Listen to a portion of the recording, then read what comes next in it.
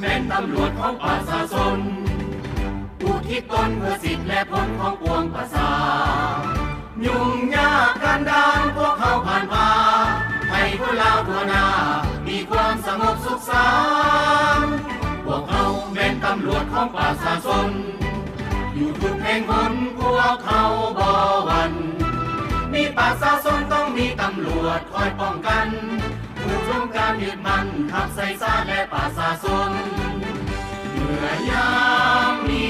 ศัตรูเข้ามาหุกหานตำรวจอาถรรพ์สู้อย่างมีน้ำสนกล้าเสียสละเพื่อชาติของตนเพื่อประชาชนตำรวจทุกคนอาสาพวกเขาเป็นตำรวจของประชาชนทำเพียรฝึกฝนอยู่ทุกเวลาพร้อมกันก้าวเดินตามเส้นทางของพรรคนำพาก้าวเดินไปอย่างสง่าตำรวจประชาชนลา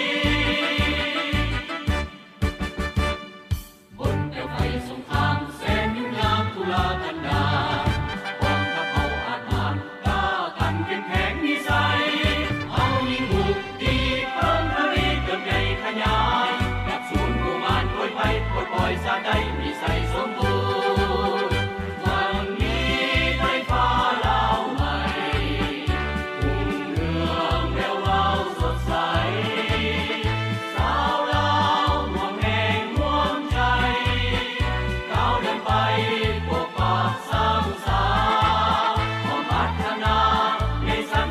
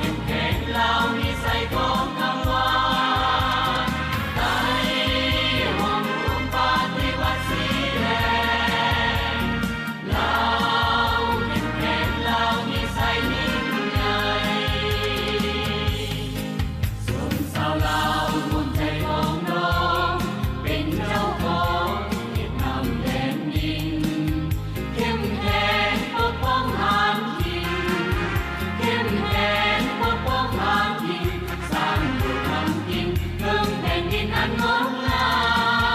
มไปห่มถุงปฏิวัติสีแดงเรา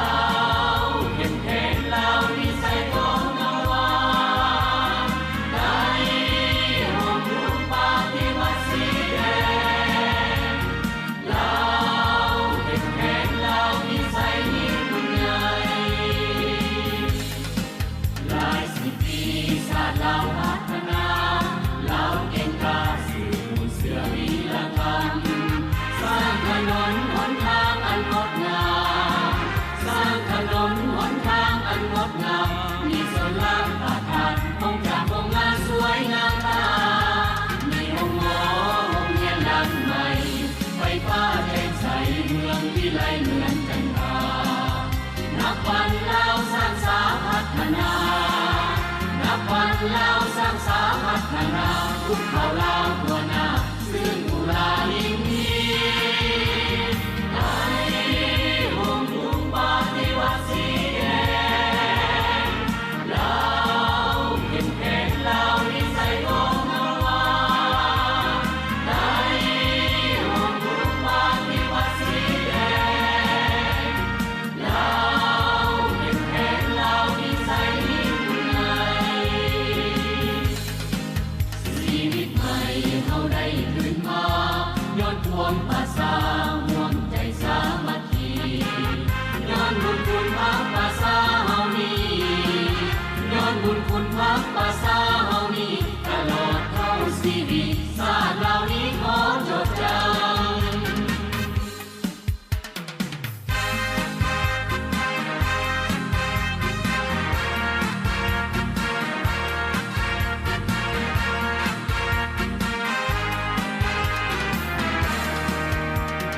ไปห่มถุงปฏิวัติสีแดงเราเข้มแข็งเรานิสัยของงามวานไปห่มถุงปฏิวัติสีแดงเราเข้มแข็งเรานิสัยยิ่งใหญ่มีโรงหมอโรงเรียนหลังใหม่ไฟฟ้าแจ่มใสเมืองวิไลเหมือนจันทรานับวันเราสร้างสาพัฒนานับวันเราสร้างสาพัฒนาทุกเขาเราทั่วหน้าซึ่งอุรายิ่งดีไปห่มถุงปฏิวัติสีแดงเราเข้มแข็งเรานิสัยของงามวานไปห่มถุงปฏิวัติสีแดงเราเข้มแข็งเรานิสัยยิ่งใหญ่ชีวิตใหม่เฮาได้ขึ้นมาย้อนความภาษาห่วงใจสามัคคี